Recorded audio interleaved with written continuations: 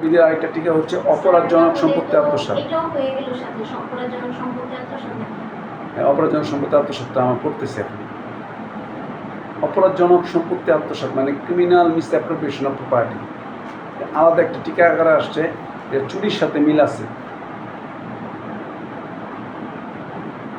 অপরাধজনক সম্পত্তি আত্মসাৎটা কীরকম, এটা ইতিপূর্বে যদি পড়িয়ে থাকি ব্যাপারটা এইরকম। আমি রাস্তায় একটা মানিব্যাগ কুড়িয়ে পেলাম, আমরা কোনো দিক পাশ না ভেবে পকেটে ঢুকিয়ে ফেললাম, এটা হলো অপরাধজনক সম্পত্তি আত্মসাৎ, এটা চুরি না।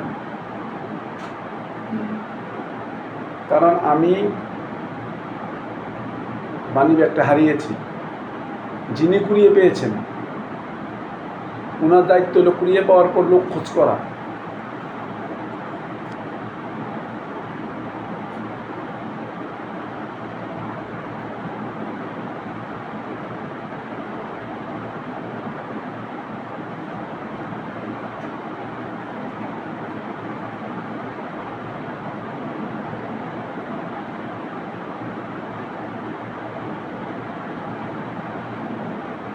যদি সে না খোঁজে অর্থাৎ তার মধ্যে কোনো অসৎ উদ্দেশ্য কাজ করে, তখন এটা নর্মাল জায়গায় থাকবে না, তখন এটা চুরিতে অপরাধজনক সম্পত্তি আত্মসাৎ হয়ে যাবে।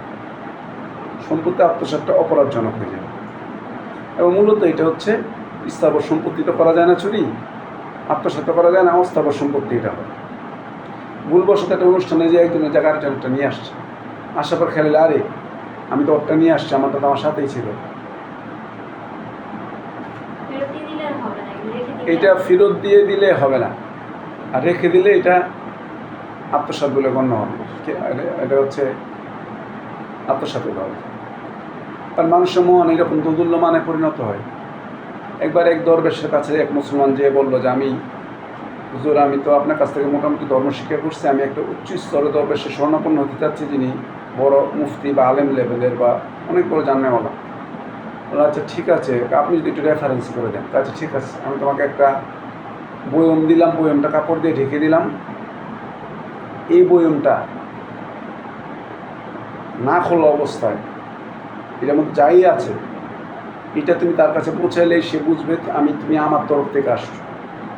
তখন তোমাকে শিষ্য হিসাবে সে নিয়ে নিবে, ওখান থেকে তুমি অনেক ইলমের জ্ঞান শিখতে পারবে।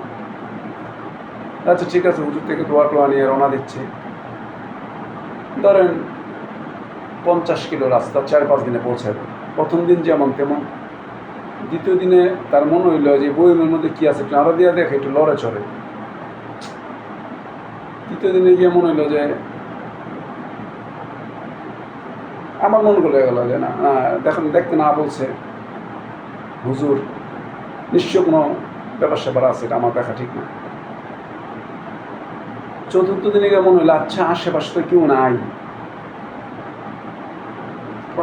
প্রান্তরের পর প্রান্তর ঘুরি, চতুর্দিকে কাউকে দেখা যায় না। খুলে দেখি না কি আছে, যে খুলছে ভিতরে একটা ইঁদুর ছিল, ইঁদুর বের হয়ে গেছে। এই ইঁদুর বের হয়ে যাওয়ার পর ওই আর ইঁদুর ধরতেও পারলে নাই, আর ওই জ্ঞান শিখতেও যেতে পারে না। মানে হচ্ছে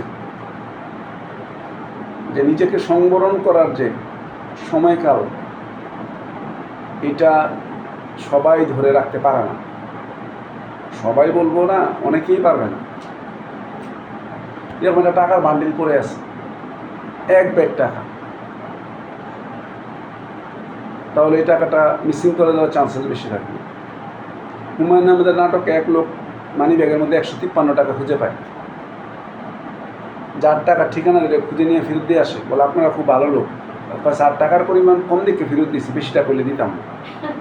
মানে হুমায়ুন আহমেদের নাটকের মাধ্যমে আমাদের শিক্ষাটা দিচ্ছে হচ্ছে যে এমন বেশি হলে আমাদের ইমানের ঘাটতি করতে পারে, আমরা শয়তানের দোকায় সহজে পড়ে যেতে পারি। তাহলে মোরবার আত্মসাতের কথা আমরা বুঝতে পারলাম যে কোনোভাবে একটা সম্পত্তি আমার হাতে আসছে, অস্থাবর, মূল্যবান, তা আমার কাছে মূল্যবান। একটা বাচ্চার কাছে একটা ছোট্ট খেলনাও মূল্যবান, এই 5 টাকা দামের খেলনাও। বাচ্চাটা যখন আরেকজনের বাসা থেকে নিয়ে আসবে, ও তো নাবালক, ওর ক্ষেত্রেই ধারা কার্যকর করে না। যদি আপনি সাবালক হন, তখন এটা যদি ফেরত দিয়ে দেন তাহলে ওকে, আর যদি না রেখে দেন, দুইটা ক্ষতি করলেন, একটা হচ্ছে অপরাধ করলেন, আর একটা হচ্ছে সন্তানটাকে নষ্ট করলেন। ও বুঝবো ওই জিনিসটা নিয়ে আসলে বাপ মা কিছু মনে করে না। আমি এমন চিনি মানুষ, সন্তান একটা মানুষ হয় না, কারণ ওই যে বাপ মা তো লোভী, নিয়ে আসছে দরকার, কম্প্রোমাইজ করে দরকার ছিল যে আমার বাচ্চা তো ভুলে নিয়ে আসছে, ও তো শিশু, ওরা চুরি শিখে ফেলছে। বড় বাপ মার আর বাদ দেয় না, কারণ ওর মধ্যে তো না তো শুরু খাই না বাপ মা, ও জানে বাপ মা চোর, না হইলেও চোরের সহায়তা করে। তাহলে অসাধুভাবে সম্পত্তি আত্মসাতের সাথে মেইন ইথিক্সটা হচ্ছে আপনি প্রথমে এরকম লোক ছিলেন না, কিন্তু কোনো একটা জিনিস পেয়ে যাওয়ার পরে আপনার মনের মধ্যে লোভ চারা দিয়ে উঠছে, শয়তান ধোকায় পড়ছেন এবং আলটিমেটলি আপনার সম্পত্তিটা নিয়ে ফেলছেন। এগুলো অপরাজনক সম্পত্তি আত্মসাৎ, যেগুলো সম্পত্তি আত্মসাৎ।